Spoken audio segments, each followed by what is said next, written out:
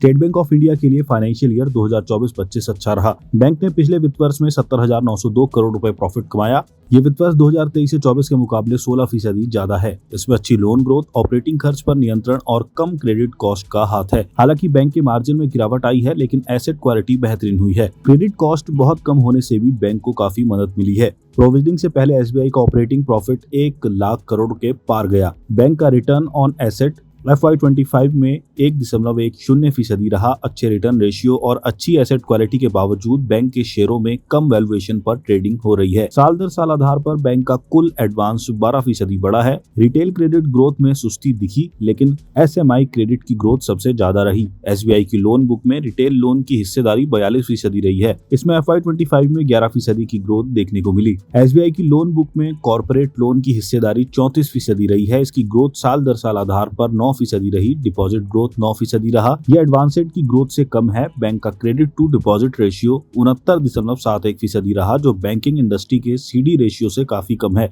कम CD ratio का मतलब है कि बैंक के पास क्रेडिट पोर्टफोलियो बढ़ाने की अच्छी गुंजाइश है। बैंक ने FY26 में 25,000 करोड़ रुपए की इक्विटी कैपिटल जुटाने का प्लान बनाया है। एसबीआई का नेट इंटरेस्ट मार्जिन FY25 में घटकर 3.22% पर आ गया। ये बड़े प्राइवेट बैंकों के मुकाबले काफी कम है। आगे रेपो रेट में कमी की संभावना है, जिससे मार्जिन पर दबाव बना रह सकता है। एसबीआई के मैनेजमेंट ने 3% से ज्यादा मार्जिन का टारगेट तय किया है। बैंक का ट्रेजरी मुनाफा अच्छा रह सकता है, क्योंकि रेपो रेट में कमी से बॉन्ड यील्ड में नरमी आ सकती है। एसबीआई के शेयरों का प्रदर्शन बीते एक साल में बैंक निफ्टी के मुकाबले कमजोर रहा है। इस दौरान बैंक निफ्टी ने 8% से ज्यादा रिटर्न दिया है, जबकि एसबीआई के शेयरों में 4% गिरावट आई है। अभी एसबीआई के शेयरों में FY27 के अनुमानित बुक वैल्यू के 0.9 गुना पर ट्रेडिंग हो रही है। ये 1% से ज्यादा ROA और 19% ROE को देखते हुए काफी अट्रैक्टिव है।